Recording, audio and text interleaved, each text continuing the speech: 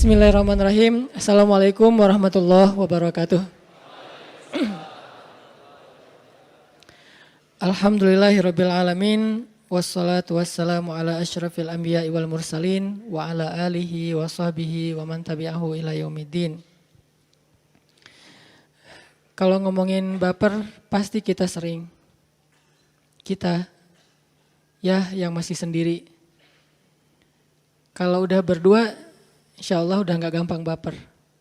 Kalaupun baper recovery-nya tuh gampang. Kalau bapernya di luar tinggal pulang ke rumah. Kalau bapernya di rumah tinggal keluar aja. Nabi pernah baper? Pernah, walaupun baper Nabi itu baper fisabilillah ya. Kenapa saya bilang baper fisabilillah? Karena bapernya karena dakwah. Kalau kita bapernya karena masa lalu, baper ngelihat tadi mantan udah bahagia,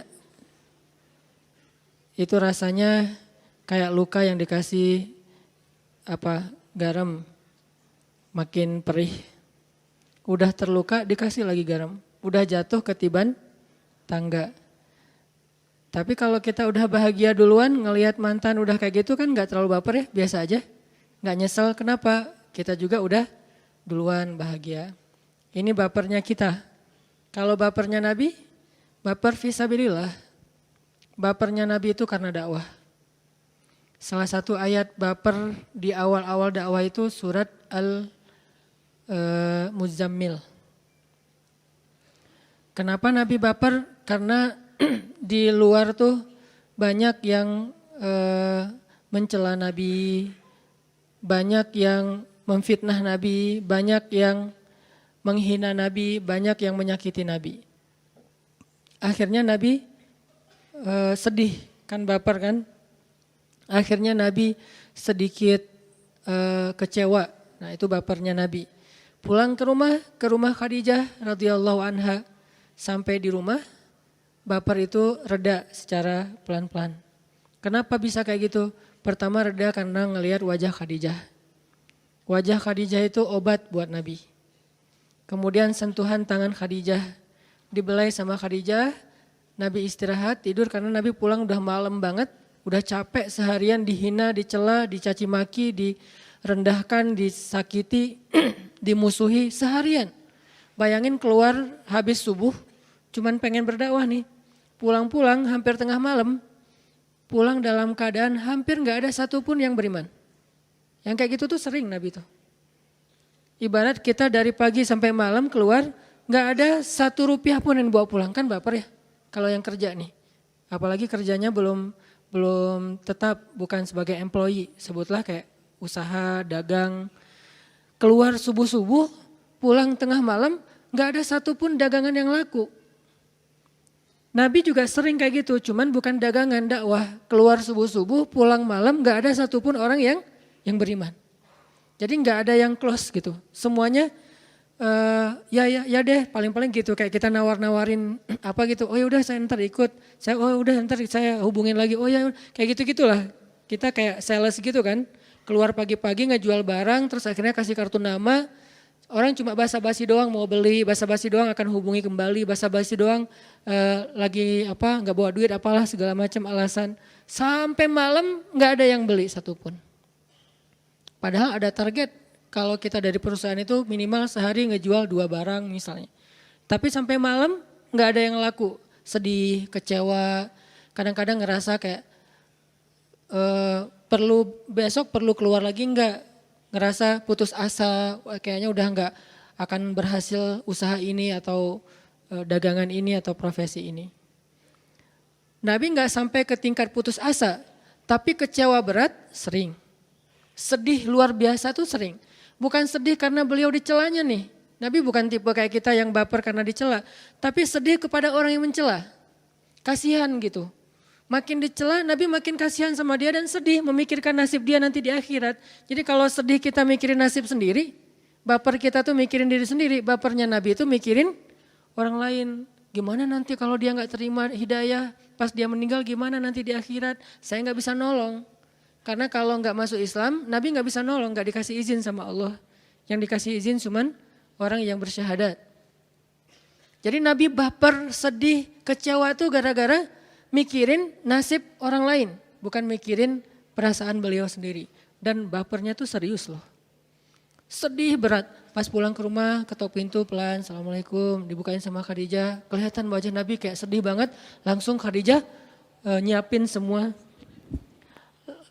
Langsung Khadijah nyiapin semua untuk beri kenyamanan buat Nabi, selimut yang hangat karena puncak musim dingin. Diselimutin sama Khadijah. Terus Khadijah nggak mau ngebahas, nggak mau ada apa sih, cerita dong, nggak mau ngebahas sama sekali. Yang penting Nabi nyaman aja, udah makan malam, langsung diselimutin, dibelai sama Khadijah. Khadijah pengertian. Lagi tidur, datang Jibril. Ya ayyuhal muzammil. Dipanggil sama Allah Subhanahu wa taala. Allah itu lebih pengertian lagi daripada Khadijah. Karena Allah itu alimun, tahu banget isi hati kita. Kita lagi baper, Allah tahu. Kita lagi sedih, Allah tahu. Kita lagi kecewa, Allah tahu. Allah tahu banget. Ini kekasih Allah lagi sedih nih. Kekasih Allah lagi kecewa nih. Kekasih Allah lagi baper berat dan bapernya tuh baper berpahala, baper fisabilillah. Sehingga Allah langsung manggil, ya ayyuhal muzammil, wahai kekasihku yang sedang berselimut. Kalimat berselimut di sini jangan fokus kepada barang atau benda selimutnya, tapi fokus kepada kondisi Nabi kenapa berselimut. Kondisi Nabi kenapa beliau pulang ke rumah tuh lelah banget dan akhirnya tidur dalam keadaan galau berat. Dipanggil sama Allah, ya ayyuhal muzammil. Ini salah satu contoh ayat Nabi baper. Kayak bapernya ibu lah. Mikirin anaknya, pas anaknya gak mau belajar, pas anaknya misalnya gak terlalu bagus nilainya, pas anaknya ada masalah, pas anaknya sakit, kan ibu yang kebawa perasaan ya, pikiran. Sampai dulu pas bulan pertama saya pergi ke Mesir. Saya pergi ke Mesir itu menjelang Ramadan. Berangkat ke Mesir. Gak lama kemudian masuk bulan Ramadan. Terus lebaran, biasanya di masjid kampung saya itu yang takbir lebaran tuh selalu saya. Jadi saya udah habis subuh pulang ke rumah sebentar mandi langsung balik lagi ke masjid takbir.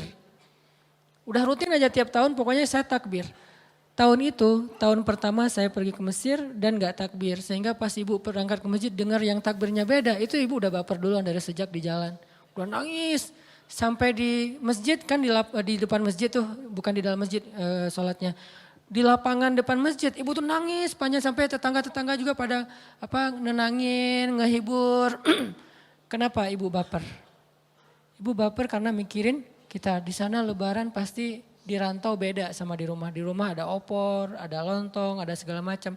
Jadi bapernya ibu itu justru karena mikirin perasaan anaknya. Karena kasihan kepada putranya. Dan kurang lebih seperti itulah bapernya Nabi. Karena mikirin umatnya, karena mikirin nasib umatnya, karena mikirin gimana keadaan umatnya nanti di akhirat. Kurang lebih kayak gitu, jadi baper. Dan ini sesuatu yang kayaknya terjadi dalam kehidupan kita sering. Walaupun nanti kita coba bedain bapernya kita sama bapernya Nabi itu masih beda. Kan Nabi itu 24 jam hidupnya itu semuanya berpahala ya. Bapernya aja berpahala. Nah kita bisa nggak baper kayak gitu ke orang lain? Baper fisabilillah nih.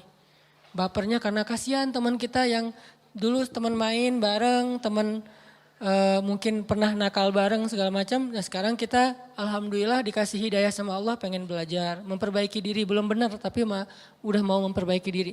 Kasihan sama teman kita bukan malah benci. Makin mereka kayak ngedebat kita, ngejelekin kita, ngejauhin kita makin kasihan. Akhirnya dengan baper itu kita jadi ngemodal banget buat doa.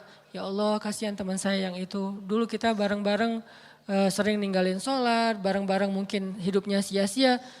Selamatkan dia ya Allah. Ini bapernya Nabi SAW tuh kualitasnya kayak gitu. Walaupun tetap kalau kita manusia biasa kadang bapernya baper egois. Pengen dihargai, pengen dimenangkan, pengen diprioritaskan, pengen dianggap, pengen gitu-gitu. Itu bikin kita baper. Ini contoh-contoh baper dulu ya. Dan kita karena belajar agama ya, teladan kita Rasulullah pastinya. Nggak ada teladan yang lebih utama daripada Rasul. Dan kalau kita bilang, itu mah Nabi. Kalau kayak gitu terus untuk apa beliau diutus kalau bukan untuk diteladani kan? Kan ada orang bilang, itu mah Nabi kita beda. Kalau gitu nggak usah neladani Nabi gitu. Kalau nggak usah diteladani, ngapain beliau diutus? Udah aja Allah turunkan Al-Quran dalam bentuk buku, tiba-tiba ada dan dibaca rame-rame. Atau tiba-tiba Al-Quran itu di-share aja sama Allah di dalam handphone. Semua handphone itu udah ada aplikasi Al-Quran. Bisa juga kan? Kayak misalnya ada beberapa program yang kalau kita beli handphone pasti ada kan ya aplikasinya. Udah wajib tuh dari Android. Kenapa Allah nggak share aja langsung? Kayak misalnya MP3-nya udah ada. Terus game tertentu tuh udah ada. Terus kalau di komputer mah sekedar minimal Office-nya udah ada gitu. Kenapa Allah nggak nge-share aja Al-Quran di setiap handphone kita? Kenapa nggak di-share aja Al-Quran dalam bentuk buku, lembaran, terus dibaca rame-rame dan dicetak ulang gitu? Kenapa harus ada Nabi?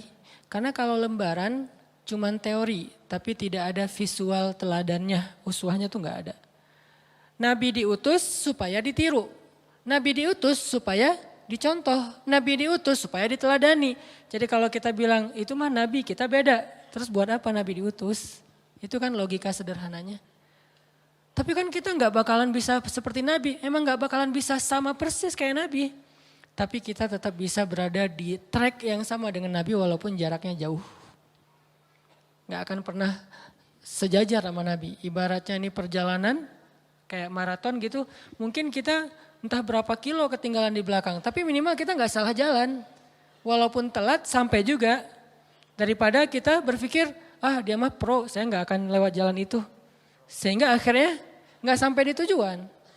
Walaupun kita nggak pro, masih amatiran banget, baru belajar. Nggak apa-apa deh, telat juga sampainya, nanti dibantu sama Nabi. Ketika Nabi nunggu di akhirat kok nggak sampai-sampai di surga, nanti Nabi nyusul. Nanti Nabi akan bawa kita kendaraan. Ibarat kalau di surfing itu pas dia swipe out gitu kan, disapu sama ombak, terdatang rescue-nya. Minimal dia udah ada di situ. Daripada gua males juga ya, ternyata itu pro semua yang main, akhirnya kita di pantai doang. Enggak, minimal dia sama-sama beraktivitas yang sama, walaupun ada yang pro, ada yang amatiran. Jadi Nabi itu untuk ditiru, bukan untuk dibanggain doang. Rasulullah apa segala macam untuk ditiru. Walaupun kita nggak bisa niru semuanya. Termasuk dalam bab baper-baperan. Baper itu bukan cuman kebiasaan ABG anak muda doang. Orang tua juga bisa baper. Cuman kasusnya beda-beda. Nah, Rasulullah SAW sendiri baper.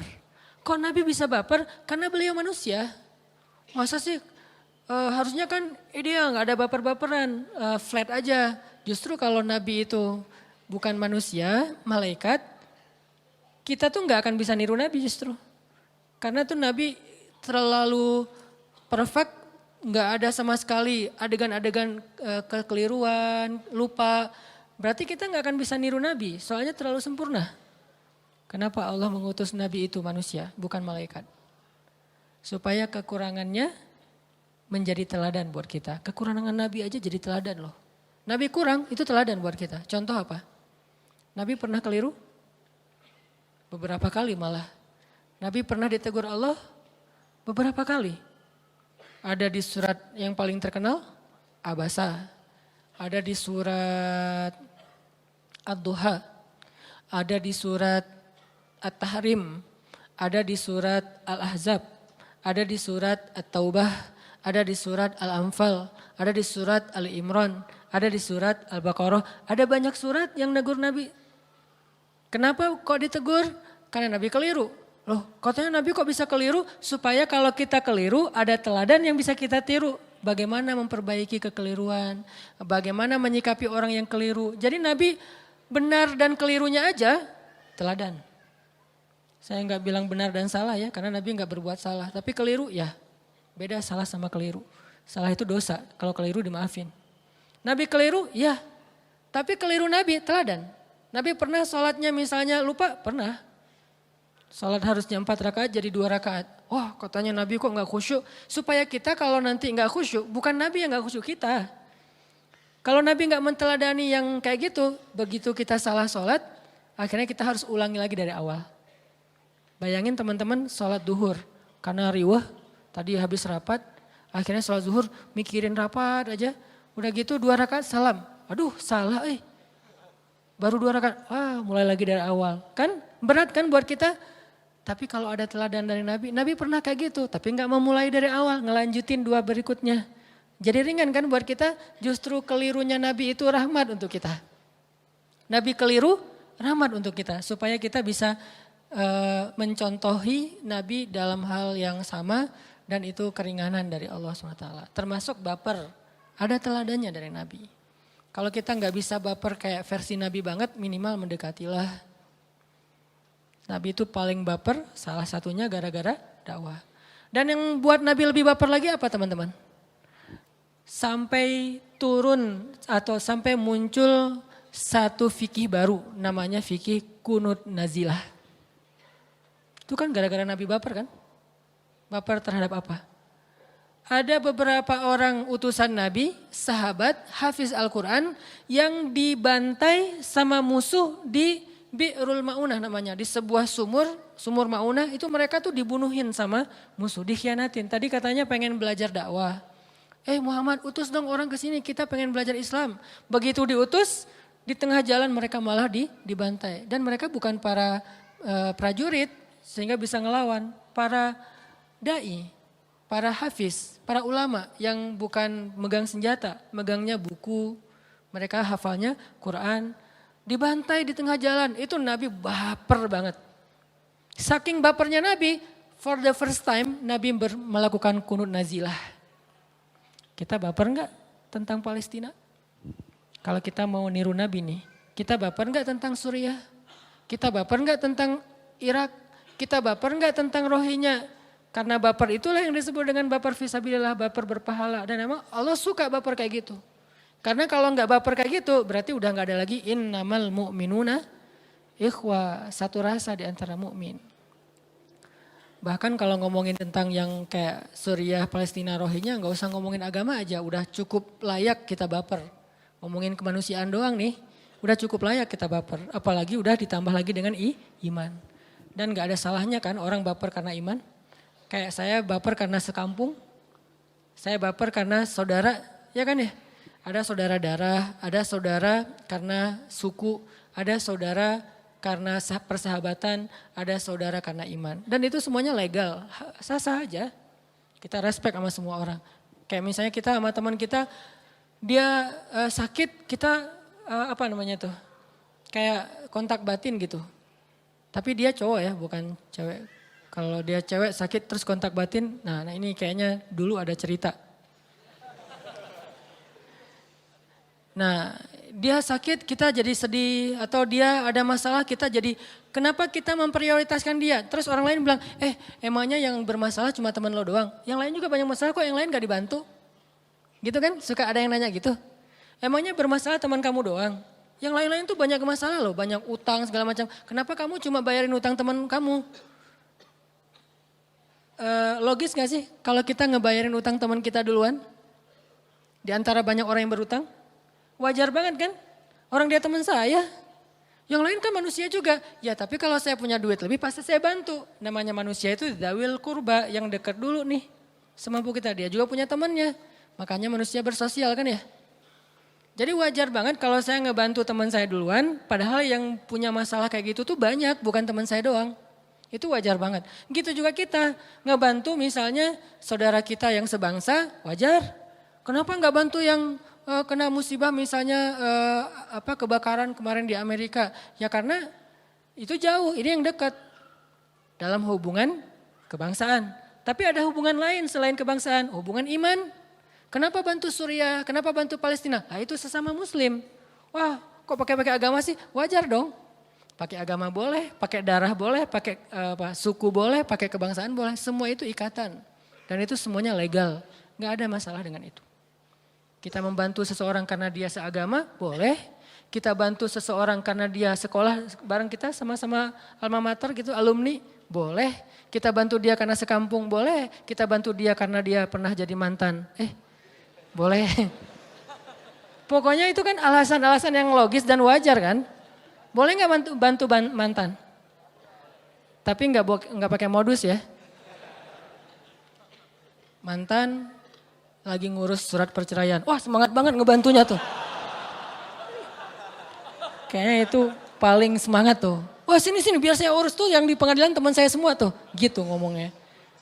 Makin cepat diurus, kalau perlu kita wah pakai belakang biar cepet. Jangan nanti dia berubah pikiran lagi nggak jadi cerai kan rugi gitu. Ada yang kayak gitu. Wajar nggak sih ngebantu orang yang kita mungkin punya hubungan baik hubungan darah, hubungan suku, hubungan kebangsaan, hubungan iman. Semua itu legal dan nggak perlu dipermasalahkan. Jadi saya agak-agak heran orang yang educated masih mempermasalahkan yang kayak gini-gini. Apakah kita nggak pakai logika? Sederhana banget logikanya tuh. Kenapa kamu mau bantu pas gempa di Aceh? Itu kampung saya. Emangnya yang gempa di Aceh doang? Ya nggak masalah, tapi itu kampung saya gitu. Dan memang saya nggak boleh bantu orang kampung sendiri. Kan gitu ya, habis gempa di PD kemarin tempat lahir saya. Pasti ada sesuatu yang lebih. Kita juga kayak gitu, kenapa? Kayak misalnya saya tuh agak unik tuh. Kalau lagi di sini kangen mie Aceh, pas lagi di Aceh kangen bala-bala sama sama gehu sama gitu-gitulah makanan-makanan kita. Terus kalau di sana tuh kan di restoran lagunya tuh lagu-lagu Aceh gitu kan. Kangen lagu-lagu kayak di restoran Sunda kayak gitu-gitu yang pas acara pengantenan gitu. Aduh kangen ya. Jadi ada ikatan sekarang tuh walaupun saya keturunannya murni Aceh tapi udah 11 tahun di Bandung dan kangen tetap dengan Bandung. Malah sekarang pride dengan budaya Sunda. Kemana-mana tuh saya kayak ngebanggain Sundanya selain emang aslinya orang Aceh. Kenapa? Karena udah ada hubungan. Apa hubungannya dengan Sunda Ustadz? Ya gitulah pokoknya. Gak usah diperjelas ya. Ntar rame.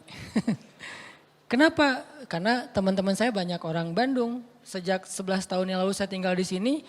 Apalagi udah ada pemuda hijrah ya gengnya orang Sunda semua. Ngobrolnya mereka pakai bahasa Sunda. Walaupun saya nggak berani pakai bahasa Sunda takut salah tapi ngerti banget lah mereka ngomong apa. Dan dengan ngerti dan feel-nya juga udah dapat apa yang orang Sunda itu suka yang nggak suka. Yang orang Sunda itu kayaknya kena banget gitu. Apa yang buat mereka tuh flat aja. Itu ngerti udah punya feel-nya. Berarti kan udah ada hubungan nih. Sehingga ketika ada masalah kayaknya misalnya kemarin tuh. Ustadz yuk kita bikin sebuah program sebutlah di sebuah provinsi mana gitu daerah timur. Saya bilang, jangan, itu kojo banget tuh. Emang kenapa Ustaz? Mending di Bandung dulu. Kenapa saya ngebelain Bandung dulu kalau ada program-program yang menurut saya tuh kayaknya bagus nih. Gagasan-gagasan yang out of the box, kreatif dan insya Allah positif. Kenapa saya ngebela-belain di Bandung dulu gak usah di kota lain? Karena kan udah ada ikatan emosional kan dengan Bandung. Nah itu hal yang wajar. Kenapa saya ngebelain Palestina? Karena ada ikatan emosional dengan Palestina. Ikatan emosional dengan Suriah dan ikatan emosional itu dibangun lewat iman kata Nabi. Nanti ketika terjadi huru hara akhir zaman, iman itu tertinggal di Syam. Syam itu Suriah Palestina. Iman itu adanya di Syam. Lalu para sahabat bertanya ya Rasul kalau terjadi huru hara nanti di 3 kota itu. Ada di Syam, ada di Irak, ada di Yaman. Kira-kira mana yang kita harus datengin? Kata Nabi Syam dulu. Maksudnya apa? Kalau kalian pengen bantu huru hara akhir zaman, korban huru hara akhir zaman, bantu Syam dulu kata Nabi. Nabi yang nyuruh, bantu Syam dulu. Syam itu termasuk Palestina dan Suriah. Berarti itu ikatan yang terbangun oleh keimanan berdasarkan hadis-hadis Nabi. Dan itu hal yang wajar lah. Sama kayak kita tergerak karena postingan seorang selebgram yang kita ngefans banget sama dia, idola kita gitu. Sebutlah kalau di bola itu ada Cristiano Ronaldo. Dia bikin postingan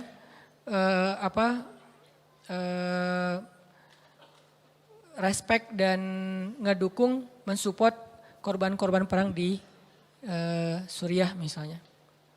Dia bilang saya adalah pemain bola terkenal, tapi kalian adalah the real hero gitu. Kalian nggak sendiri, kalian nggak jauh. Sesungguhnya saya bersama kalian, saya mensupport kalian gitu kan. Begitu Ronaldo posting itu kita karena ngefans sama Ronaldo, akhirnya kita donasi juga. Sah nggak sih? Sah-sah aja. Emangnya cuma Suriah? Kenapa Suriah? Karena Ronaldo yang posting. Semua itu hal yang wajar, wajar banget. Itu bapernya Nabi. Nabi itu pernah baper loh sama korban Bi'rul Ma'unah namanya. Nanti kalau teman-teman pengen googling, Coba googling Bi'ru Maunah. Tragedi Bi'ru Maunah. Itu tragedi pembantaian terhadap para penghafal Quran yang jumlahnya cuma puluhan. Bukan ribuan, bukan ratusan ribu, puluhan. Itu aja Nabi itu doa, ya Allah hancurkanlah, doanya gitu. Kok doanya ekstrim banget sih, radikal banget sih, gak ada kasih sayang. Nabi itu simbol kasih sayang. Gak ada orang yang lebih lembut daripada Rasulullah. Gak ada yang lebih besar kasih sayangnya daripada Rasulullah. Gak ada yang lebih toleran daripada Rasulullah. Tapi orang yang kayak gini, doanya ya Allah hancurkanlah orang-orang yang berkhianat itu. Dan binasakanlah mereka, sesungguhnya engkau maha kuasa atas segala sesuatu. Itu salah satu redaksi dari kunut nazilah. Bukan cuma ngedoain korban, tapi ngedoain atas pelaku. Gak boleh ngedoain yang buruk-buruk, doain aja dapat hidayah. Nabi itu ngedoain, kenapa? Karena itu kejahatan kemanusiaan yang udah sangat luar biasa. Ngebunuh orang yang gak bersenjata kan kejahatan kemanusiaan ya. Kalau ngebunuh sama-sama senjata itu wajar. Nabi gak ngedoain mereka yang buruk-buruk, kayak misalnya perang Uhud. Nabi ngedoain gak? Ya Allah hancurkanlah nih orang-orang yang membunuh saudara saya Hamzah. Kan dalam perang Uhud itu yang meninggal justru paman Nabi, terus Mus'ab bin Umair yang pertama bawa Islam ke Madinah. Kenapa gak ada kunut nazilah di perang Uhud? Karena meninggalnya dalam perang, wajar. Sama-sama pegang senjata. Tapi begitu yang Bi'rul Maunah, yang jadi korban itu gak pegang senjata. Itu kejahatan kemanusiaan namanya. Kalau Hamas sama Israel bertempur, Hamas meninggal, itu wajar. Karena sama-sama pegang senjata. Tapi kalau anak kecil, sampai hancur misalnya tubuhnya, emang mereka pegang senjata. Senjata apa yang mereka pegang? Paling juga senjata mainan. Kenapa mereka jadi korban? Berarti ini kan kejahatan kemanusiaan. Nabi itu kunut nazilah loh. Coba cek nanti di Google. Doa kunut nazilah dari hadis Nabi. Itu isinya tuh luar biasa loh. Makanya mudah-mudahan kita tahu, oh baper itu ternyata ada dalam Islam. Tapi dalam kasus apa gitu. Insya Allah nanti kita bahas lebih lanjut lagi ini setelah sholat Isya. Kita lanjutkan pembahasan tentang baper. Tadi kita masih ngambil contoh-contoh baper yang dialamin oleh Nabi. Sebagaimana istilahnya kan artinya baper bawa perasaan, artinya pakai rasa gitu ya. Dan memang kalau kita baca di Al-Quran itu teman-teman, perasaan kita juga bisa jadi ibadah, bisa juga jadi dosa. Artinya Islam itu mengajarkan kita untuk melibatkan perasaan untuk beramal soleh, bukan cuma fisik. Jadi artinya kita suka sesuatu, kita benci sesuatu, itu sesuatu amal soleh. Kalau suka dan bencinya di tempat yang memang benar. Kayak misalnya kita suka atau berkasih sayang kepada pasangan, kepada keluarga, itu amal soleh. Kalau dengan pasangan flat, plain, gak ada rasa apa-apa, berarti kita tidak beramal soleh dengan perasaan. Nikah biasa-biasa aja gak ada rasa gitu. Sekedar punya status doang. Itu gak ada pahala hati tuh. Cuman paling pahala ya ngasih nafkah, pahala besar pastinya. Terus juga ngebantu kalau misalnya butuh bantuan. Tapi di hatinya tuh gak dapat pahala. Padahal ada pahala yang gak butuh tenaga. Dan pahala yang gak butuh tenaga itu adalah pahala dengan ibadah perasaan. Menyukai dan membenci sesuatu itu berpahala. Kayak kata Nabi, ayyakunallahu wa rasuluhu ahabba ilaihi mimma siwahuma. Ketika Allah dan Rasul lebih disukai, lebih dicintai daripada apapun juga. Kan berarti perasaan nih. Ternyata perasaan kita juga bisa beribadah. Jadi baper ke Allahnya, baper ke Rasulnya. Bukan sekedar status Nabi Muhammad adalah Nabi. Bukan, kita ada rasa ke Rasulullah. Rasa rindu ke Rasulullah itu berpahala. Rasa cinta ke Rasulullah itu berpahala. Rasa takjub, kagum, respek, kasihan kepada Rasulullah itu semuanya berpahala. Terus yang kedua, ayyuhibbal mar'a la yuhibbu illa lillah. Dia mencintai seseorang karena Allah. Berarti kan perasaan juga tuh. Mencintai ulama. Jadi kalau kita sama ulama itu dengki, sama ulama itu kayak iri, sama ulama itu kayak males banget. Jadi kesannya seolah-olah ulama itu apa gitu ya. Nggak ngeidolain ulama seperti kita ngeidolain mungkin seleb siapa misalnya. Ini berarti kita nggak beribadah dengan perasaan kita. Allah ngasih perasaan itu nggak sia-sia, bukan sekedar untuk ngerasa buat diri kita doang. Allah kasih mata bisa jadi pahala. Allah kasih telinga bisa jadi pahala. Allah kasih lisan bisa jadi pahala. Allah kasih tangan bisa jadi pahala. Termasuk Allah kasih hati dan perasaan bisa jadi pahala dan ibadah. Gimana beribadah dengan perasaan dan hati? Yaitu mencintai ulama salah satunya. Bukan sekedar tahu ulama, bukan sekedar dengerin ulama, tapi sampai ke tingkat cinta ke ulama. Bukan cuma pahala tuh. Cinta itulah yang akan jadi alasan nanti di akhirat ulama itu akan nolongin kita. Kan saya sering nyebutin kisahnya. Ulama itu salah satu yang akan dapat izin dari Allah nolongin. Kalau bahasa agamanya syafaat. Bisa nolongin orang-orang yang saling mencintai karena Allah nanti di akhirat. Makanya kemarin pas saya silaturahim dengan guru-guru saya di Aceh. Jadi misi saya pulang kemarin ke Aceh itu kalau bahasa Acehnya sawu gampung, artinya silaturahim dengan keluarga, dengan guru-guru. Saya datang, yang pertama saya lakukan apa? Saya cium tangan guru-guru saya, terus saya bilang beri saya nasihat. Udah gitu yang ketiga apa? Jangan lupa saya nanti ya di akhirat kalau guru-guru masuk surga duluan. Saya request dari sekarang, saya tag tuh. Janji, ya janji. Pastinya awalnya gak akan gitu kan. Enggak lah Ustadz Hanan segala macam basa-basi yang mungkin bukan basa-basi, mungkin mereka ngehargai. Tapi menurut saya tetap aja mereka lebih soleh dari saya. Setidaknya mereka lebih duluan beramal soleh dari saya. Kalau misalnya kita kepedean bilang kita lebih soleh dari mereka, walaupun itu gak boleh ya.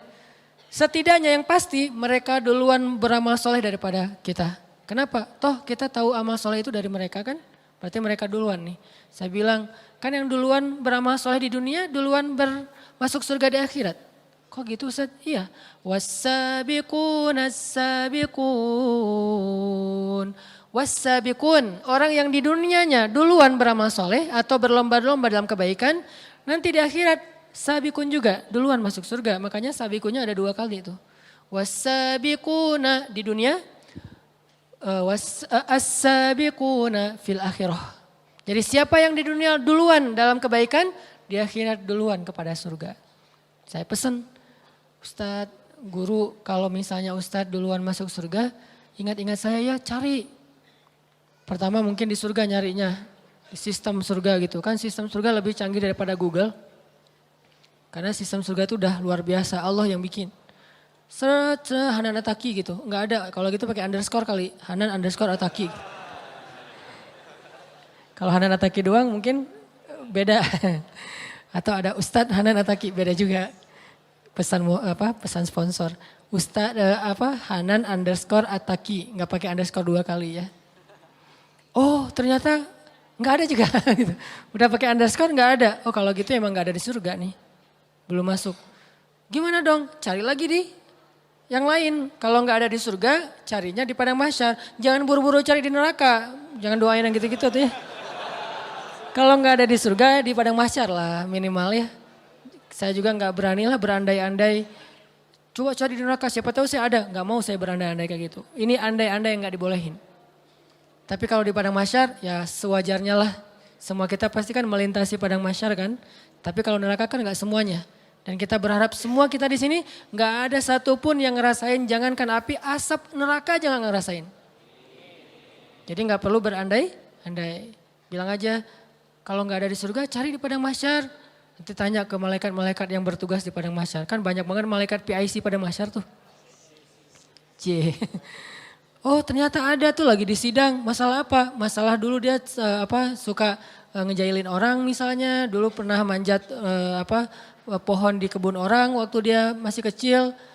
Atau mungkin dia pernah nyakitin hati dia. Terus dihisap gitu kan ya. Jadi intinya mah mencintai ulama itu pahala tuh. Itu baper melibatkan perasaan yang diridhoi Allah. Jadi jangan berpikir bahwa Islam itu cuma zahir doang. Penampilan, pakaian, jenggot, terus jidat, itu semuanya baik. Dan saya respect banget sama orang kayak gitu. Cuman bukan itu doang, ada batin, zahir batin itu sama pentingnya. Bahkan kadang ada yang masuk surga lewat batin yang zahirnya belum beramal soleh. Ada seorang laki-laki Yahudi kalau nggak salah dalam perang Uhud. Pas terjadi perang, pas dia masuk Islam. Jadi hari kejadian perang tuh dia datang ke Nabi, syahadat, udah selesai syahadat langsung ngebelain Nabi tuh. Jadi pelindung Nabi dalam perang Uhud dan meninggal hari itu juga. Belum pernah sholat 5 waktu. Itu orang yang satu-satunya kayaknya yang masuk surga tapi gak pernah sholat. Loh kok bisa kayak gitu? Apa amal solehnya? Tadi tuh udah iman kepada Allah. Jadi amal solehnya itu di hati bukan di zahir. Di zahir dia gak ngapa-ngapain selain syahadatain. Dia nggak pernah sholat, dia nggak pernah puasa, dia nggak pernah tilawah Al-Quran. Semua yang kita kerjain dia nggak pernah. Satu-satunya amal soleh dia iman, tapi masuk surga. Ternyata amal soleh itu bukan cuman fisik, zahir, tapi juga perasaan. Sehingga baper itu termasuk hal yang penting dalam agama. Harus baper, tapi dalam hal apa? Termasuk tadi Nabi baper dalam dakwah, baper terhadap nasib kaum muslimin. Nabi baper banget. Sehingga Allah juga mengatakan bahwa as-sam'u wal basaru, pendengaran, penglihatan dan fuad, perasaan. Fuad, perasaan. Semuanya mas'ula, akan ditanya nanti di akhirat.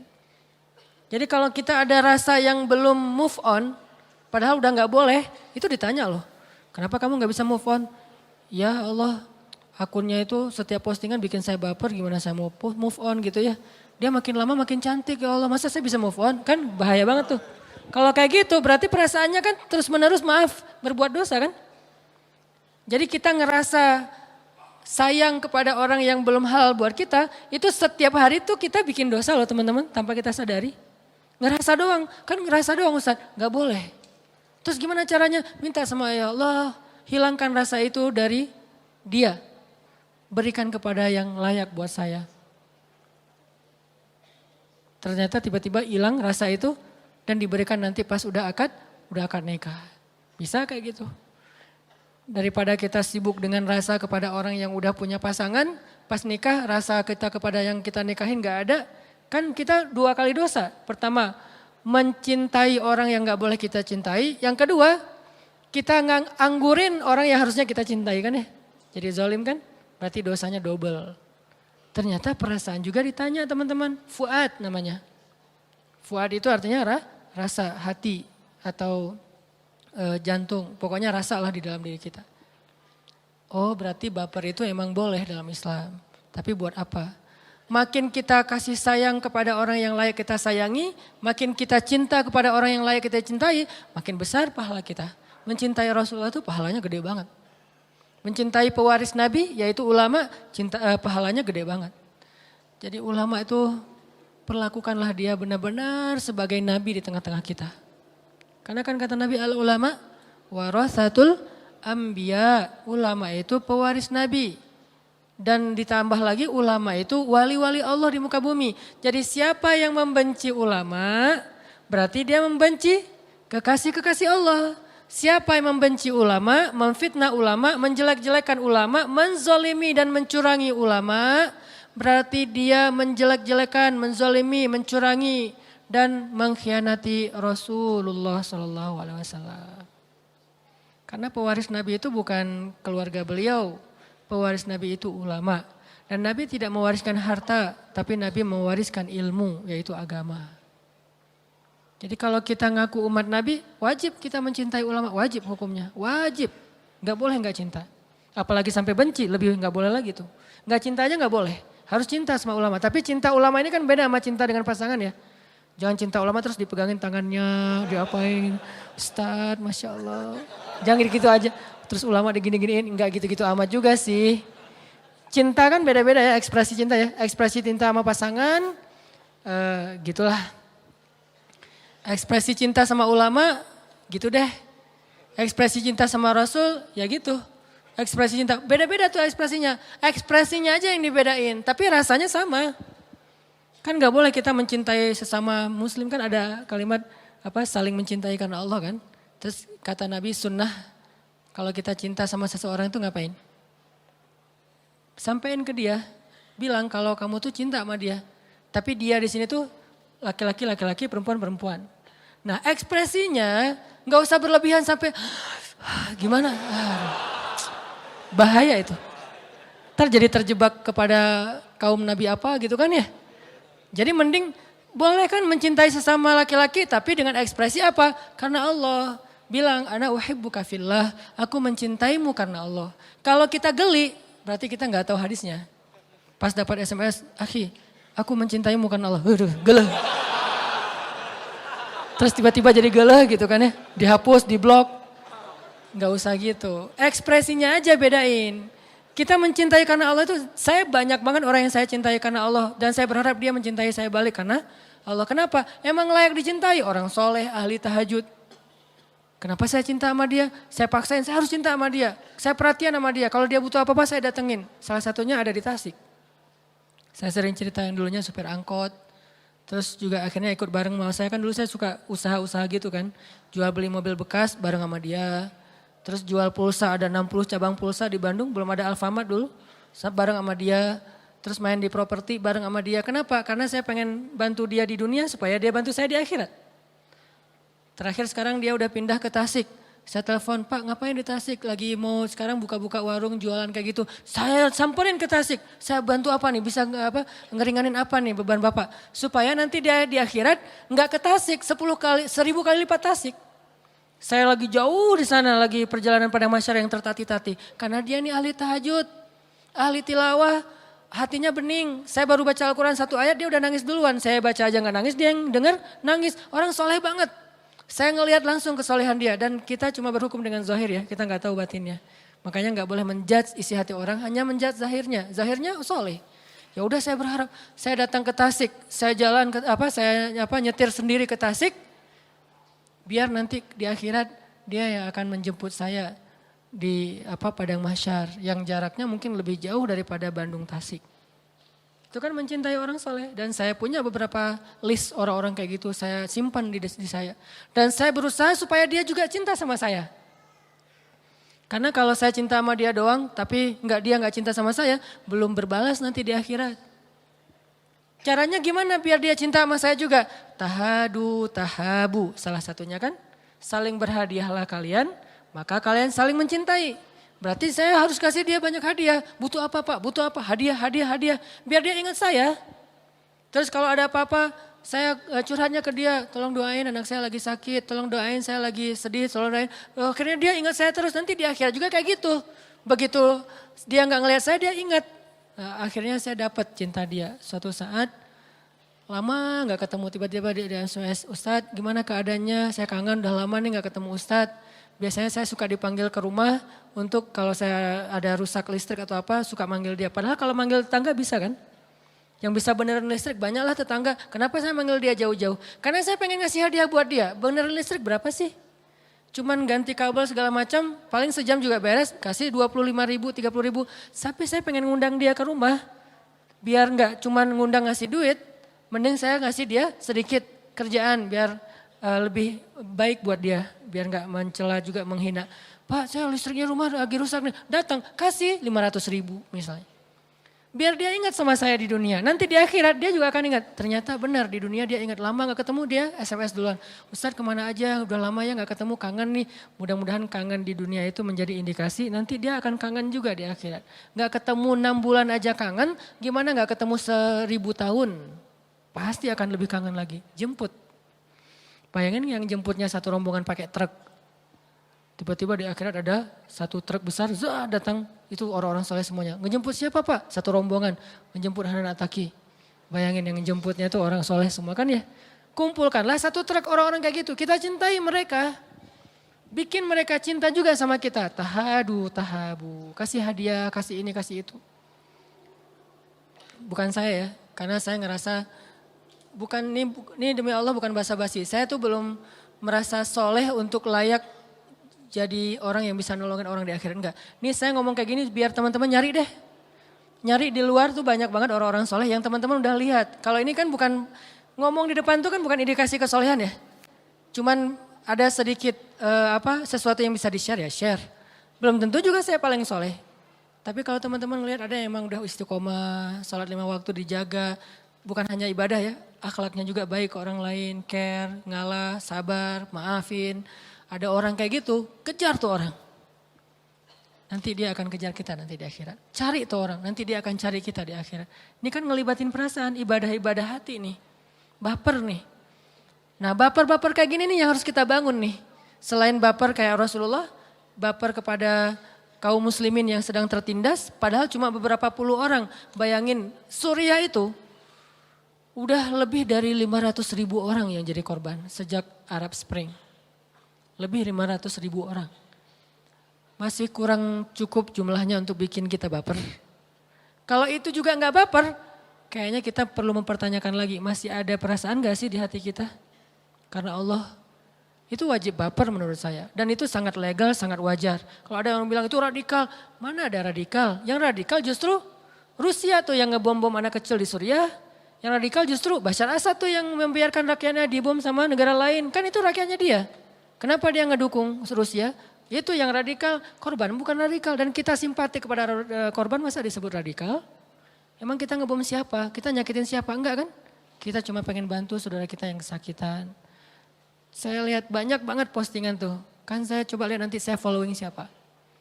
Salah satu yang saya following kan yang emang update ya berita dari sana. Biar saya makin baper. Dan baper itu bikin saya makin sering berdoa dan bersyukur, nggak banyak ngeluh. Karena ternyata di sana jauh lebih susah hidupnya daripada kita. Saya nge-following itu, buat self reminder lah. Buat ngingetin diri saya biar nggak gampang ngeluh. Begitu ada masalah dikit, masalah pribadi, lihat itu, wah masalah pribadi saya kecil dibandingkan ini. Nggak jadi terlalu berat sedihnya. Gampang recovery. Barusan aja habis sholat isya saya dapat lagi postingan terbarunya, anak kecil tuh. Kepalanya tinggal sebelah, dijajar, semuanya kena. Itu yang korban semalam pemboman dari pesawat tempur Rusia. Apa enggak baper? Rasul aja cuma berapa puluh orang baper sampai kunut nazilah, ini 500.000 orang. Ada lagi tuh kasus Nabi baper berat. Sampai ada adegan pengusiran dari benteng Bani Qainuqa apa Quraidah? Qainuqa kalau nggak salah. Kan ada 3 benteng Yahudi kan ya, Nudair, Qainuqa dan Quraidah. Ada seorang cewek muslimah lagi belanja di pasar Yahudi. Sama anak-anak muda Yahudi diisengin. Orang Yahudi ini kan gak ngelihat laki-laki dan perempuan, disamain. Jadi yang paling menghargai perempuan itu justru Islam loh. Cuman kita kemakan sama propaganda mereka kan, Zionis. Akhirnya kita anggap Islam itu yang paling gak adil sama perempuan. Gak ada cerita itu, justru yang paling adil sama perempuan itu Islam. Menghormati perempuan banget. Bukti paling gampang ketika ditanya siapa orang yang paling berhak saya berbuat baik ya Rasulullah, ibumu. Kalau udah gitu siapa lagi ya Rasul? Ibumu. Udah ibu, siapa lagi ya Rasul? Ibumu. Setelah itu baru ayahmu, coba. Itu paling sederhana lah. Dan banyak banget hadis senada kayak gitu yang gimana Islam menghargai cewek. Salah satu adegannya ada perempuan muslimah lagi belanja di pasar Yahudi. Jadi ada mall milik orang Yahudi. Datanglah cewek muslimah belanja di situ, standar lah kayak kita juga belanja. Lagi belanja dikerjain. Kan tayangan-tayangan barat tuh banyak yang usil ya, ngerjain orang di jalan, di mall segala macam. Saya paling gak setuju tayangan kayak gitu. Bayangin kalau istri kita, istri saya. Pasti teman-teman belum tahu ya rasanya gimana kalau istrinya diganggu orang. Belum tahu sebagian besarnya, nanti akan kerasa tuh. Begitu ada tiba-tiba telepon nyasar ngejar-ngejar istri kita terus gitu kan ya. Langsung kita angkat. Terus marah-marah, siapa lo? Mau ketemu sama saya? Cih, sosok gaya. Pas datang orangnya gede banget, ya udah deh maaf. Suka gitu kan. Nah ini muslimah lagi belanja di mallnya Yahudi. Diikat, maaf dia lagi transaksi di kasir gitu, roknya di bawah roknya tuh diikat pakai tali terus diikatin ke atas. Sehingga pas muslimah ini jalan, roknya kesingkap. Malu kan? Orang Islam itu muslimah itu kan menutup aurat bukan karena kewajiban. Tapi karena kehormatan dan rasa malu. Rasa malunya tuh besar. Jadi begitu kesingkap angin aja, dia tuh panik langsung nutup jilbabnya. Panik, kenapa? Dibangun dengan rasa malu dan iman. Bukan asal, kan gak sengaja, udah biarin aja angin-anginan. Enggak. Dia tuh pakai jilbab. Dia pakai jilbab bukan karena kewajiban loh. tingkatan muslimah sejati ya. Dia menutup aurat itu bukan karena kewajiban. Oh, Allah yang suruh, bukan cuma itu. Emang ada rasa malu di hatinya. Kelihatan satu helai rambut aja tuh udah panik tuh. Jalan ada angin, kesingkap dikit langsung panik. Oh, gimana gitu. Kok panik-panik amat sih? Karena rasa malunya besar. Orang kayak gitu kan akan merasa sangat terpukul. Ketika kepala aja kelihatan rambut dia panik, apalagi kelihatan betisnya misalnya. Kesingkap. Malu, nangis. Dilihat sama seorang ABG cowok muslim. Wah, ada muslimah dikerjain nih. Diputusin tuh tali, dibantuin sama dia. Dihalang-halangi sama anak-anak muda Yahudi. Gak boleh. Berantem. Akhirnya dikeroyoklah anak muda muslim itu dan meninggal. Udah menistakan perempuan, ngoroyok anak muda yang ngebelain tadi. Meninggal. Wah, Nabi baper banget kalau udah kayak gitu. Kata Nabi, kita kepung benteng mereka. Kalau udah perempuan, Nabi sangat menghargai. Kita kepung benteng mereka. Dikepung sama Nabi. Dikepung, minta diserahkan pelaku-pelakunya mau dihukum sama Nabi. Nggak diserahin. Coba orang Yahudi kan gitu. Lihat aja postingan-postingan terbaru di Palestina. Seorang muslimah disuruh buka jilbabnya. Dia nggak mau buka, ditembak di tempat. Muslimah dipukulin sama, masa tentara mukulin cewek? Kan agak-agak aneh nih. Nah, Nabi baper banget, dikepung cuma satu permintaannya, serahin pelaku-pelakunya biar kita adili. Dan Nabi nggak akan zolim kok, akan diadili sesuai dengan keadilan. Keserahkan, nggak diserahin. Kalau nggak diserahin ya udah dikepung aja terus. Sampai mereka nyerah, akhirnya diusirlah yang tua-tua, yang perempuan disuruh keluar dari Madinah karena udah membatalkan perjanjian. Udah nggak sesuai lagi dengan akad di awal, yang muda-muda dikumpulin kemudian mereka dihukum. Ini bapernya Nabi nih. Terus kalau Nabi satu muslimah aja digituin doang baper. Gimana kita di Suriah hampir ribuan muslimah itu dinodai.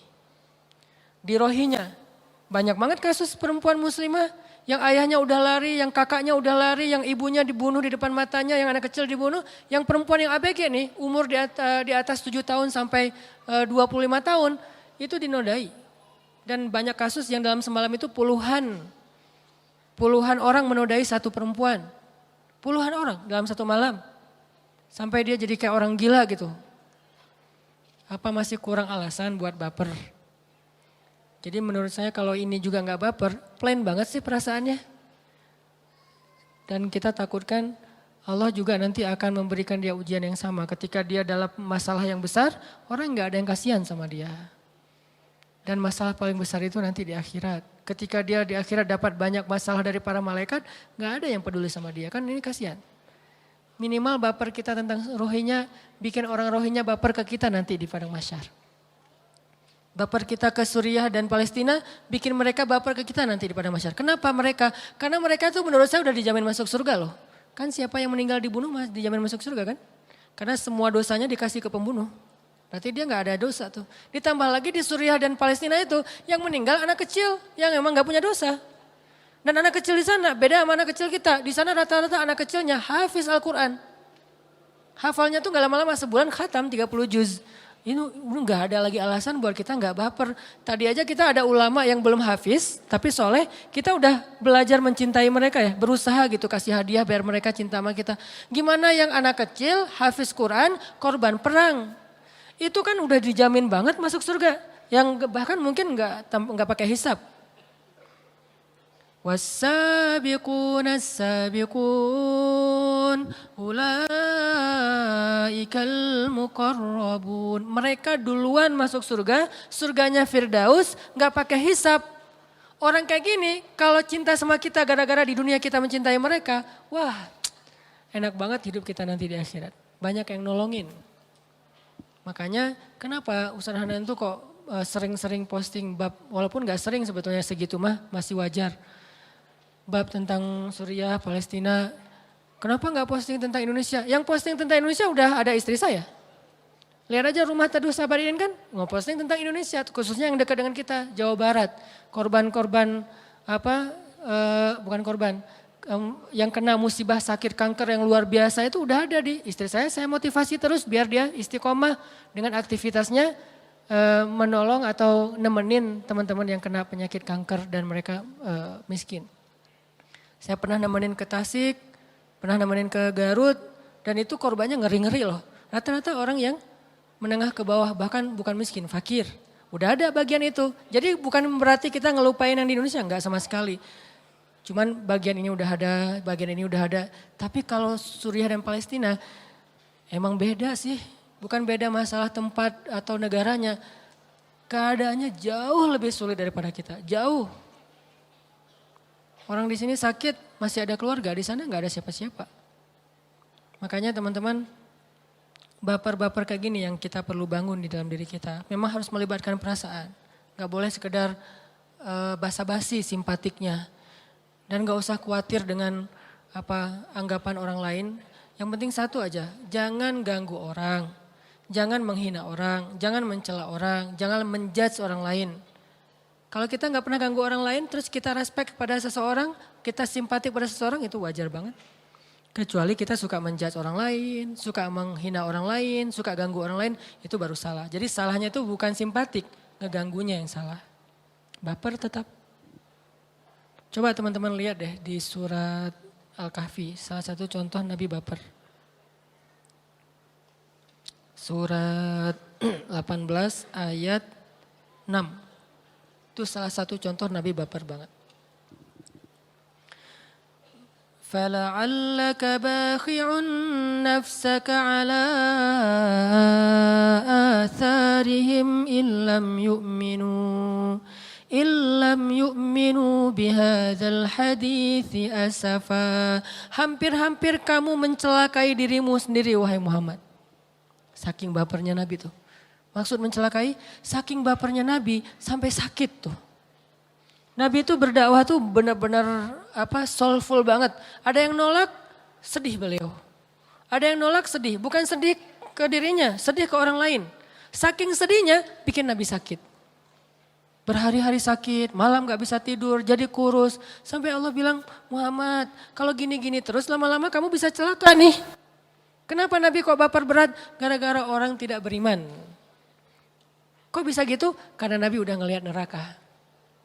Kalau kalian tahu apa yang saya tahu gitu kan, maka kalian akan banyak menangis daripada tertawa. Maksudnya, untungnya kita gak ngelihat apa yang dilihat Nabi. Jadi masih bisa happy-happyan, seru-seruan, have fun, ketawa. Coba kalau kita ngelihat neraka kayak Nabi dan Jibril.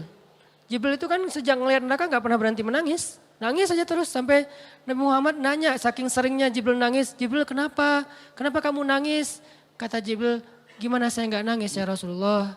Sejak saya melihat neraka, saya merasa sangat takut dan merasa sangat kasihan kepada orang yang diazab di dalam api neraka. Ini bapernya Jibril, bapernya Rasulullah. Makanya Nabi kasihan banget, kayak kita kasihan ke teman kita yang misalnya sebutlah dia akan ke satu daerah, yang di daerah itu banyak penyakit, yang di daerah itu banyak masalah, banyak perampok segala macam. Pas dia berangkat ke sana tuh kita sedih, gimana ya nasib dia nanti di sana ya, gimana dia ya nanti akan hidup di sana. Kan kita mikir ya, Nabi itu mikir banget tentang umatnya. Itulah bapernya Nabi. Kalau kita nggak bisa baper ke orang lain, minimal keluarga kita dulu. Ibu kita, ya ibu belum belajar Islam nih, gimana ya caranya biar saya bisa ngajak ibu ke taklim, ngajak ayah saya ke taklim, ngajak kakak saya ke taklim, ngajak sahabat saya ke taklim. Baper ke teman-teman dekat aja dulu. Kalau nggak bisa umat Islam yang atau manusia sedunia, yang dekat-dekat aja dulu. Ini bapernya Nabi. Kedua, baper terhadap korban kezaliman. Kayak dulu saya baper banget, ada seorang bapak di Bekasi atau di mana gitu, Depok apa Bekasi. Yang beliau sholat berjamaah di masjid, terus dituduh nyuri amplifier ya. Padahal dia teknisi gitu, terus dibakar hidup-hidup. Itu kan saya langsung panas badan saya saking stresnya mikirin orang itu. Kasihan banget ya, ditambah lagi ada berita bahwa dia punya anak masih kecil-kecil. Itu gak kebayang, itu kan kita baper ya. Itu harus terbangun dalam diri kita. Karena kalau yang kayak gitu-gitu udah gak ada lagi di hati kita. Terus yang membedakan kita dengan makhluk Allah yang lain apa? Kan manusia itu unggulnya justru karena perasaannya. Perasaannya lebih dalam daripada malaikat, daripada hewan, lebih dalam manusia loh. Sehingga kita wajib baper dalam masalah itu. Kalau ada baper-baper yang kayak masalah hubungan, masalah percintaan, itu mah cemen lah baper-baper kayak gituan. Kecuali buat pasangan. Walaupun gak ganggu juga sih. Baper kayak gitu masih gak ganggu. Minta aja sama Allah, ya Allah ya muqallibal qulub, yang membolak-balikan hati itu. Jangan sampai saya rasanya itu kayak gitu-gitu, gak penting banget. Masa kita jadi gak bisa tidur gara-gara mantan, kan gak keren banget kan. Dan mantan mah lagi bulan madu, tidurnya nyenyak, kita gak bisa tidur. Meriang gitu. Dia sakit dikit ada yang belai, kita meriang-meriang gak ada yang beliin obat, gak ada yang ngasih makan. Kan gak keren banget nih. Jadi kayak konyol menurut saya. Jadi gak usah deh yang kayak gitu-gitu mah. Gak enak banget. Baper ngeliat orang lain apa misalnya, biasa aja lah. Justru yang kayak gitu-gitu agak sedikit plain. Tapi kalau ke pasangan yang udah halal itu harus dalam. Harus bilang apa misalnya segalanya lah gitu-gitulah pokoknya. Nah ini kalau kita bisa menempatkan baper kita di tempat yang tepat, insya Allah kita kayak beribadah setiap hari walaupun tidak ruku dan sujud. Beribadah perasaan. Oke, itulah teman-teman contoh-contoh baper yang diajarkan Islam, diajarkan Rasulullah SAW. Saya ulangi, 1, baper apa tadi? Karena dakwah, ngajak teman kita.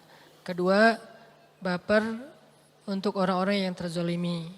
Kita sedih, kita simpatik, kita kasihan, kita ikut ngerasain itu. Innamal mu'minuna ikhwah. 3, baper mencintai dan membenci sesuatu karena Allah. Cintai ulama salah satunya. Karena di Indonesia ini sekarang salah satu krisis di Indonesia menurut saya nih. Kita udah gak terlalu respect lagi sama ulama. Itu krisis tuh. Kalau di Jawa Timur tuh masih keren loh. Jawa Timur itu atau di Jawa Barat yang bagian Garut, Tasik ya. Itu respect ke ulamanya tinggi dan itu keren. Tapi di beberapa tempat respect ke ulamanya udah hampir gak ada. Ulama tuh dianggap kayak sama dengan kita. Dikritisi, dikomentarin macam-macam, dijelek-jelekin kalau perlu. Gak boleh kayak gitu dengan ulama. Masa Nabi nyampain hadis terus kita komentar. Gak usah ngomong aja. Nabi nyampein hadis kita bilang, jangan teori doang gitu-gitu kan ya. Ini kan agak-agak gimana gitu. Dan ulama gak nyampein kecuali Al-Quran, hadis mau dikomentarin, kan gak layak. Dan orang yang mengkomentari ulama, Allah udah menegur mereka di surat Luqman. Wala tusa'ir khaddalaka inna ankaral aswad la sautul hamir. Sungguh suara yang paling buruk itu suara keledai. Apa maksud dari peribahasa itu? Itu kan peribahasa Al-Quran. Seburuk-buruk suara adalah suara keledai. Maksudnya apa? Keledai itu kan simbol hewan yang bodoh di dalam Al-Quran. Seperti di surat Al-Jum'ah. Dia bawa banyak lembaran tapi gak ngerti apa-apa. Itu keledai. Tapi suaranya lantang. Maksudnya apa? Seburuk-buruk suara adalah orang yang gak ngerti apa-apa. Tapi membantah ulama. Ini bahaya nih. Ulama nih, MUI ngeluarin fatwa. Kita bilang, saya gak setuju sama MUI. Emang saya siapa? Kecuali saya juga ulama. Saya sebagai misalnya ketua ormas apa. Gak setuju dengan MUI. Selevel nih. Tapi kita orang awam gak setuju dengan ulama, emang kita siapa? Kecuali kita bilang gini, saya ngikutin ulama ini aja deh. Bukan ulama yang itu, boleh. Karena ulama macam-macam kan. Kita mengikuti salah satunya. Tapi kalau kita menentang ulama dengan pendapat kita, itu gak level. Gak layak lah. Sehingga coba teman-teman kita mulai menghargai para ulama. Baik ulama itu yang ngetrend di media atau ulama yang mungkin guru-guru kita di musola, di masjid, yang guru-guru kita di sekolah, yang ngajarin kita Al-Quran, hadis. Bagaimana dengan yang ngajarin kita sains, itu guru. Tetap kita hargai. Tapi ulama yang mengajarkan ayat dan hadis itu lebih utama lagi. Karena emang itulah pewaris Nabi. Jangan mencela ulama. Jangan merendahkan ulama. Kalau nggak sanggup ngomong yang baik tentang ulama, diam. Kalau nggak sanggup ngomong yang baik, diam aja. Mudah-mudahan dengan kayak gitu kita nanti di akhirat ada yang nolongin. Pede gitu mau masuk surga dengan amal sendiri. Kalau saya enggak. Makanya tadi saya ngandelin orang soleh yang ada di Tasik itu. dan orang soleh yang ada di Jakarta. Syekh Thorik Faris namanya, guru saya di Mesir. Beliau nikah sama teman istri saya orang Jakarta, itu andalan saya banget tuh. Syekh butuh apa Syekh? Syekh butuh. Terus yang di Aceh, kemarin saya datang, dia butuh teh saya ambilin. Walaupun cuma sekali-kali doang kayak gitu, tapi saya pengen caper di depan dia, emang caper. Bukan caper depan followers ya, Ustaz Hanan gitu banget ya, hebat ya ke guru. Bukan caper ke followers, caper ke guru. Supaya apa? Biar guru itu ingat saya. Kan muridnya banyak. Mana yang diingat? Kalau enggak yang paling pintar, yang paling bawang kan yang diingat. Nah saya mah enggak dua-duanya. Pintar enggak, bawang-bawang amat juga enggak. Biasa-biasa aja, pertengahan. Jadi guru tuh bisa dibilang enggak ingat sama saya. Kenapa enggak ingat? Karena enggak ada kelebihan, juga enggak ada keunikan. Jadi saya nggak unik-unik amat karena mungkin di sekolah mungkin suka bolos, suka cabut, suka apa. Nggak unik. Juga nggak pintar-pintar amat yang kalau disuruh ke depan pasti maju. Enggak, biasa-biasa aja sampai guru lupa. Emang kamu pernah jadi murid saya? Sampai gitu. Terus gimana biar saya diingat? Ya caper kan. Saya harus caper, saya harus apa gitu. Sehingga mudah-mudahan kalau saya sedikit agak-agak riak dalam tanda petik. Supaya guru saya tahu, Ustaz saya gini-gini, saya dakwah sekarang, Ustaz dan segala macam. Biar dia, oh iya ya berarti saya punya murid yang kayak gini, alhamdulillah dia ingat. Nanti di akhirat dia juga ingat ke saya. Itu baper ya, mudah-mudahan bermanfaat. Dan pesan moral yang utama adalah jangan baper dulu kepada lawan jenis kecuali setelah akad nikah. Hubungannya apa Ustaz? Nggak ada hubungannya sih. Keingat aja barusan itu penting ya. Kenapa? Panjang lagi nih. Kenapa? Karena kalau udah baper duluan belum nikah, nanti pas udah nikah agak-agak plain. Apalagi ngebanding-bandingin, jangan. Udah aja tahan dulu sekarang. Tapi Ustadz enak rasanya tuh Ustadz kayak gitu-gitu. Enak apaan? Enaknya cuma sebentar, setelah itu wah gak usah dibahas. Pengen bunuh diri lah, kelilingin sungai Nil lah, pengen loncat dari apa lah, kan gak enak tuh. Gak usah lah kayak gitu-gitu mah. Udah aja, ternyata saya tahu sekarang, oh ternyata setelah menikah masih bisa meluapkan perasaan itu yang luar biasa. Oh ya udah nikah aja. Ustaz belum direstui, ya pelet. Enggak boleh, haram ya. Barakallahu li walakum, mudah-mudahan ini bermanfaat. Allahumma ighfir lana dzunubana wa liwalidayna warhamhuma kama rabbayana shighara. Ya Allah, ampunkanlah dosa-dosa kami ya Allah. Janganlah Engkau tutup hati kami karena dosa-dosa kami di masa lalu ya Allah. Janganlah Engkau jauhkan kami dari orang-orang soleh karena terhalang oleh dosa-dosa kami ya Allah. Jangan Engkau cabut Al-Quran dari hati kami karena dosa-dosa kami ya Allah. Jangan Engkau cabut keberkahan ilmu dari hati kami karena dosa-dosa ya Allah. Jangan Engkau cabut rezeki yang halal dan keberkahannya karena dosa-dosa ya Allah. Ilahana, ampunkan dosa-dosa kami, terima taubat kami. Kami bukanlah orang yang layak untuk Engkau sayang. Tapi jika Engkau tidak menyayangi kami, siapakah kasih sayang lebih besar daripada kasih sayang-Mu yang kami harapkan ya Allah. Meskipun kami tidak layak, kami tetap memohon kepadamu, sayangi kami ya Allah. Perhatikan kami ya Allah, pandanglah kami dengan kasih sayang-Mu ya Allah. Istimewakanlah kami di sisi-Mu ya Allah. Jadikanlah kami termasuk orang-orang yang Engkau ridhoi ya Allah. Ilahana, cabutlah masalah dan musibah dari hidup kami ya Allah. Jangan Engkau biarkan masalah dan musibah itu terus menerus membuat kami sedih, membebani kami. Karena tidak ada yang bisa mengangkat masalah dan musibah dari hidup seorang makhluk kecuali Engkau ya Allah. Ilahana, Engkaulah yang membolak-balikan hati. Tetapkanlah hati kami dalam keimanan. Engkaulah yang memunculkan rasa cinta dan benci. Jadikanlah kami hanya mencintai apa-apa yang Engkau ridhoi. Mencintai Engkau ya Allah. Mencintai Rasul-Mu ya Allah di atas apapun juga. Mencintai orang tua ya Allah. Mencintai pasangan yang sudah halal, mencintai keluarga, mencintai sahabat karena Engkau, mencintai ulama karenamu ya Allah, dan tidak mencintai seseorang kecuali karena Engkau saja ya Allah. Ilahana, tolonglah saudara-saudara kami di seluruh dunia. Tolong saudara-saudara kami di Palestina. Tolong saudara-saudara kami di Irak. Tolong saudara-saudara kami di Syam. Tolong saudara-saudara kami di Rohingya. Tolong saudara-saudara kami di seluruh Indonesia yang sedang menerima musibah dari-Mu ya Allah. Kuatkanlah hati mereka, kuatkanlah kesabaran mereka, dan berikanlah kami kesempatan untuk bisa menolong mereka di dunia, sehingga kelak mereka yang akan menolong kami di akhirat.